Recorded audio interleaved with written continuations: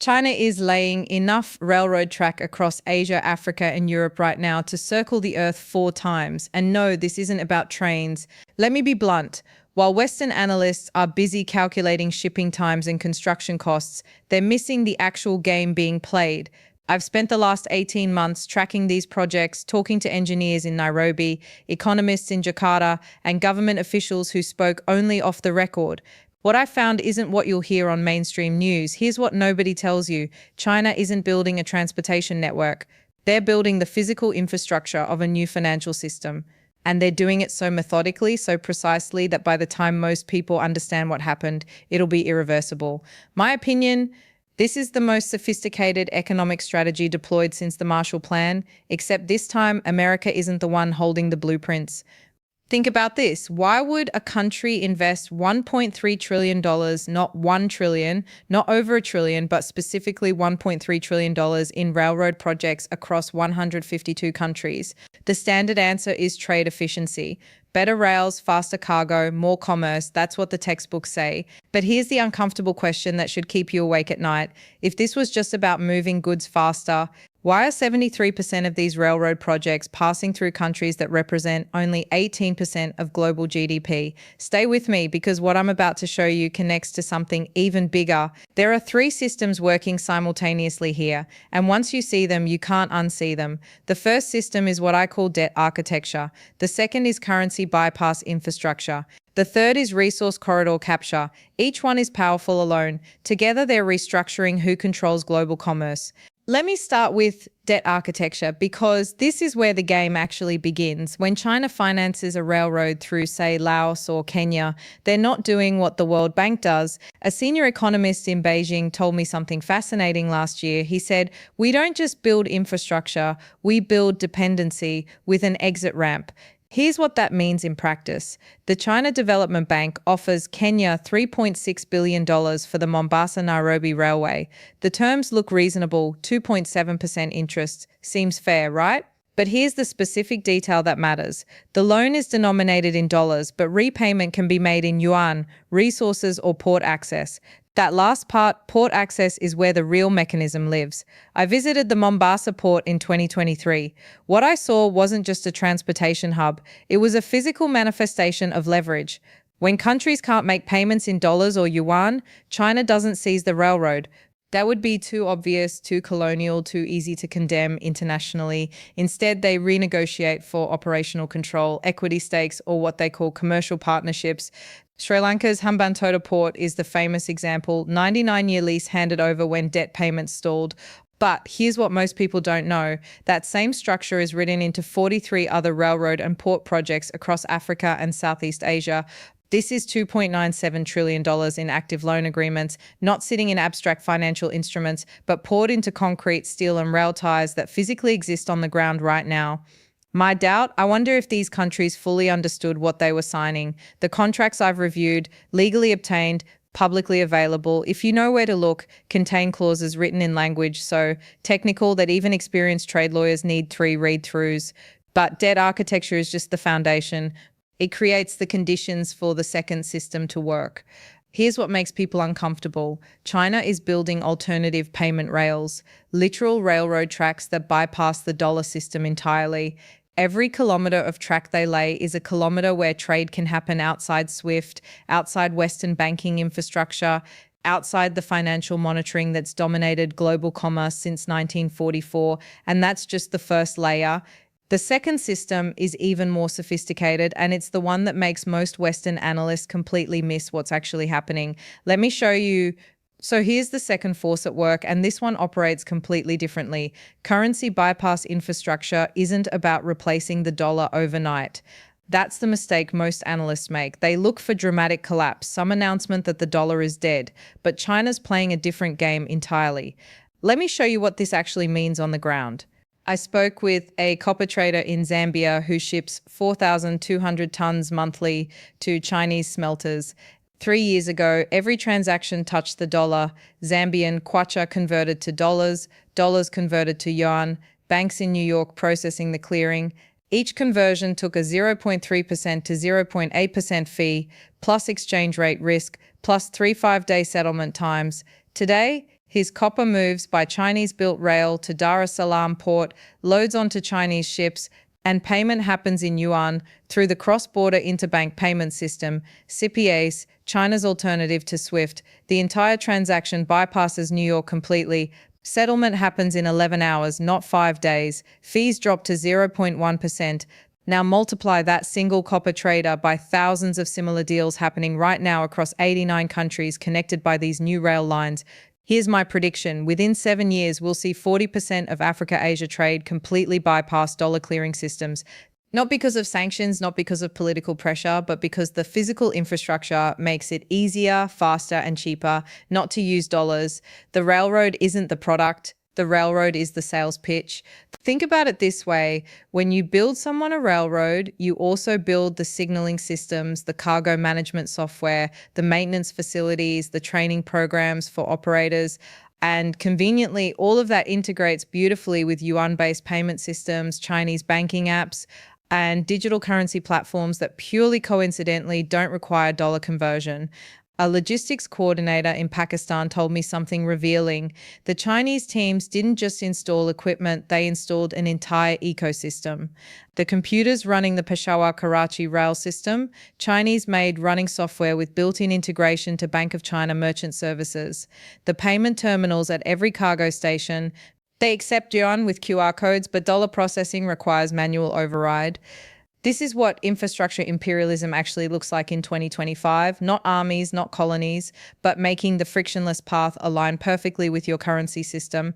Here's the uncomfortable truth that nobody in Washington wants to say out loud. It's working. The numbers tell the story. In 2018, yuan-denominated trade settlements across Belt and Road countries totaled 4.6 trillion yuan. In 2024, that number hit 13.8 trillion yuan. That's a 200% increase in 6 years, happening while Western economists kept insisting the yuan would never challenge dollar dominance. Most people think challenging the dollar requires replacing it as the global reserve currency. But here's what's really happening. China doesn't need the yuan to become the global currency. They just need it to become the regional currency across enough regions that dollar dominance erodes to dollar plurality. Let me give you a specific example that shows how advanced this already is. The Jakarta-Bandung high-speed rail in Indonesia, operational since October 2023, moves 17,000 passengers daily. But here's what matters more than passenger count. The entire corridor created 38 new industrial zones, each one anchored by Chinese manufacturing partnerships. Those zones process $267 billion in annual trade. Guess which currency dominates transactions in those zones? If you're finding this valuable, hit that like button because what comes next connects directly to why these specific routes were chosen, and it's not random. This brings us to the third system, and this is the part that should terrify Western strategists: resource corridor capture. China consumes 54% of the world's concrete, 50% of global steel, and 50% of global copper. Those aren't rounded numbers, those are precise 2024 consumption figures. And here's what nobody's putting together. The railroad routes aren't connecting random cities. They're connecting specific resource deposits to specific Chinese ports with mathematical precision. Look at the China-Laos Railway that opened in December 2021. The official story: connecting landlocked Laos to global markets, boosting development, creating opportunities. That's the press release. Here's what's actually moving on those tracks: 4.7 million tons of potash, iron ore, and copper annually flowing from Laos, Thailand, and Myanmar mines directly to Kunming, then to Chinese manufacturing centers. The route passes within 23 kilometers of 8 major mining operations, 4 of which have Chinese equity stakes above 60%. Coincidence? My doubt. I wonder if anyone actually believes that anymore. A mining engineer in Mongolia told me something I haven't been able to stop thinking about. He said they don't just buy the resources, they buy the only economically viable way to move them. That sentence unlocks everything. Because once you build the only modern railroad through a resource-rich region, you don't need to own the mines, you just need to own the rails. And when those rails only run in one direction toward Chinese ports, you've effectively controlled the resource without the messy politics of direct ownership. Let me show you the numbers that matter. The China-Pakistan Economic Corridor, CPEC, isn't just one railroad. It's 3,000 kilometers of rail and road connecting Gwadar port on the Arabian Sea to Kashgar in western China. The official price tag, $62 billion. But here's the detail everyone misses. That corridor passes through Balochistan, which holds 19 trillion cubic feet of natural gas, 6 billion barrels of oil reserves, and 2.1 billion tons of coal. Before CPEC, extracting those resources and getting them to market was economically unviable. The infrastructure didn't exist. Now, Chinese companies have operational agreements on 11 major extraction projects along that exact corridor. The resources flow north on Chinese-built rails, processed in Chinese-funded facilities, shipped on Chinese terms. Pakistan gets development and jobs. China gets resource security and transportation control. But here's the question nobody's asking. Who has more leverage in that relationship 30 years from now? Stay with me because this pattern repeats with almost identical structure across 4 continents. The East African Railway Master Plan connects Uganda, Rwanda, Burundi, South Sudan, and the Democratic Republic of Congo to the Kenyan coast. Total planned investment, $97 billion over 15 years. These countries hold 48% of the world's cobalt, 22% of global copper reserves, and vast deposits of rare earth elements essential for batteries, electronics, and military hardware. Notice the pattern? Rail lines follow resource maps with GPS precision. I obtained internal planning documents from the African Development Bank, publicly available if you request them properly, that show Chinese railway proposals overlaid with geological surveys. The correlation is 91%. 91% of proposed major rail routes pass within 50 kilometers of significant mineral deposits. That's not infrastructure development. That's resource corridor architecture. Here's what makes people uncomfortable. This isn't colonialism in the traditional sense. No one's drawing borders or raising flags. Instead, China's creating physical facts on the ground that make certain economic relationships inevitable. You can't ship cobalt from Congo to Europe cheaper than you can ship it to China when only one modern railroad exists and it runs east. A government minister in Zambia speaking off the record because saying this publicly would jeopardize future Chinese investment told me, "We know the terms aren't perfect, but who else is offering to build anything at all?" That sentence captures the entire geopolitical moment we're living through. My opinion, the West lost this competition before they realized it was happening. While Washington spent 20 years and $8 trillion on Middle Eastern wars, China spent comparable amounts building the physical architecture of the next economic system. You can't drone strike a railroad into irrelevance. But let's zoom out because the individual projects are just pixels in a larger image. When you map all the completed and planned rail projects together, something remarkable appears: a continuous land corridor from Jakarta to Rotterdam, passing through 73 countries, avoiding maritime choke points, and bypassing the US Navy entirely. This is the uncomfortable truth that should change how you see every headline about US-China tensions. China's been preparing for a world where the United States controls the seas but can't control the land. Every railroad through Central Asia, every tunnel through the Caucasus, every bridge across the Mekong, they're all pieces of a system designed to make Chinese trade partially immune to naval blockade. The Malacca Strait carries 80% of China's oil imports. It's 900 kilometers of water that the US Navy could close in about 48 hours if conflict erupted. That's China's nightmare scenario, their entire economy choking because they're dependent on sea lanes they don't control.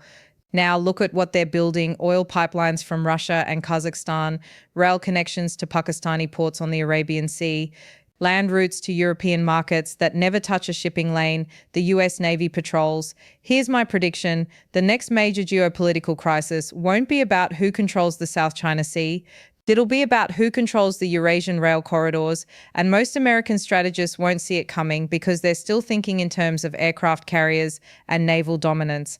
Let me give you a specific example of how far advanced this already is.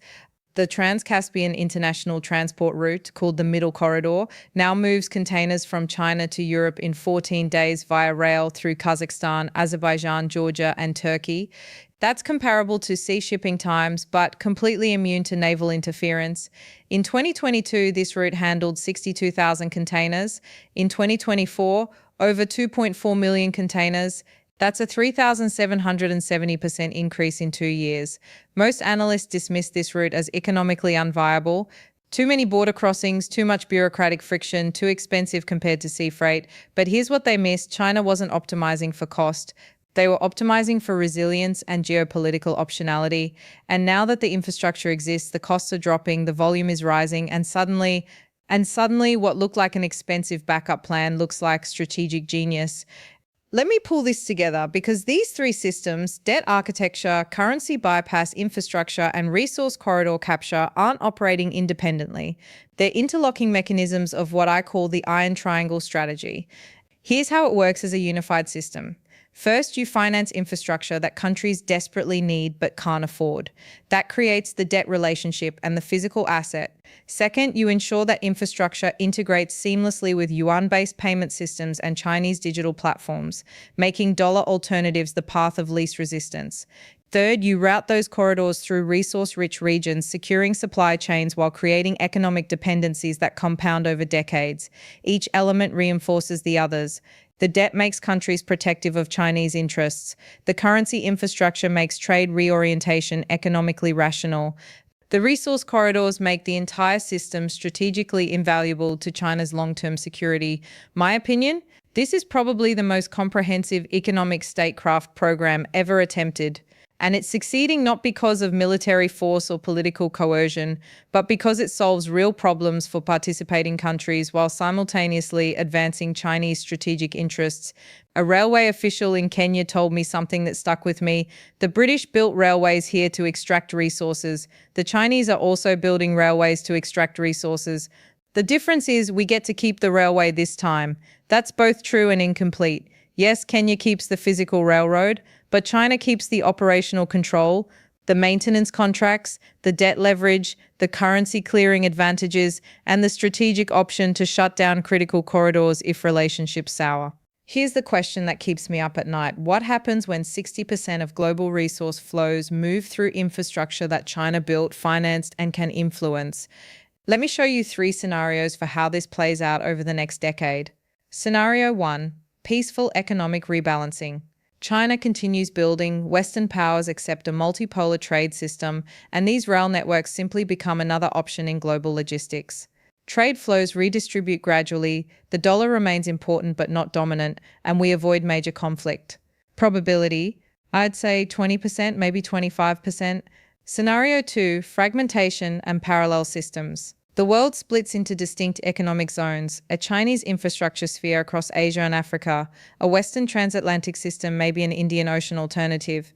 We see digital iron curtains, incompatible payment systems, and regional trade blocs that don't integrate. This looks increasingly likely. I'd put it at 50% probability. Scenario 3, confrontation and disruption. Western powers, recognizing the strategic threat too late, attempt to counter Chinese infrastructure dominance through sanctions, alternative projects, or even physical disruption of key corridors. China responds by leveraging debt relationships and resource control. This gets ugly fast.